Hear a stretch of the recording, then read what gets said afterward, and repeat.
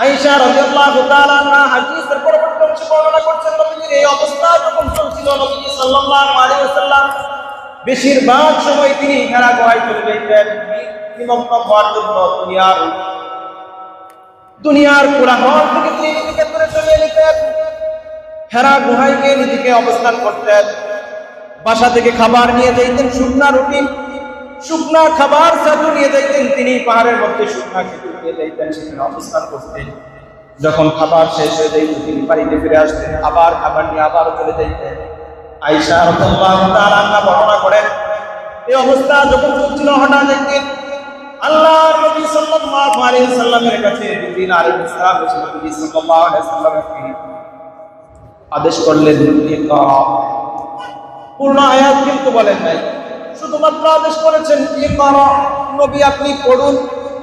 আল্লাহর নবী সাল্লাল্লাহু আলাইহি ওয়াসাল্লাম বলেন, মা আনা বিকারিইন, আগন্তুক হে আমাকে পড়তে বলছো, অথচ আমি দুনিয়ার শিক্ষায় শিক্ষিত নয়, দুনিয়ার কোন শিক্ষা আমাকে স্পর্শ করে নাই, দুনিয়ার কোন শিক্ষক আমাকে পাঠদান করে নাই, তুমি আমাকে পড়তে বলছো, কিভাবে আমি পড়ি?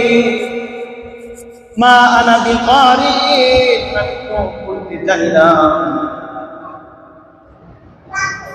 একটা জিনিস লক্ষ্য করেন, নবীজি সাল্লাল্লাহু আলাইহি ওয়াসাল্লাম বলছেন, আমি পড়তে জানি না, পড়বো না, কিন্তু বলেন আমি পড়তে জানি না,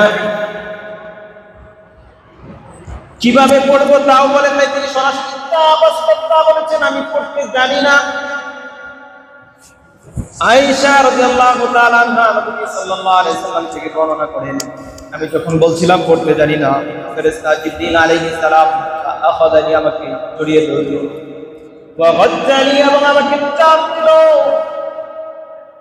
চাপ দেওয়ার কারণে আমার অবস্থা এমন হলো, আমি এমন একটা অবস্থায় পৌঁছে গেলাম, আমার প্রাণ পুষ্টাঘাত হয়ে যাবে, এতটা কষ্ট সহ্য করতে হয়েছে নবী সাল্লাল্লাহু আলাইহি ওয়াসাল্লামকে জ্ঞান অর্জনের জন্য।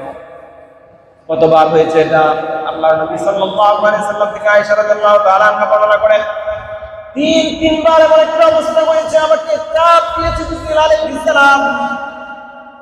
তিনবারই মনে হয়েছে প্রত্যেক চাপ থেকে পরবর্তী চাপটা মনে হয় আরো বেশি কষ্ট। প্রত্যেকবার মনে হয়েছে যেন আমার চাপ বের হয়ে যায়। ভাইরা আমার,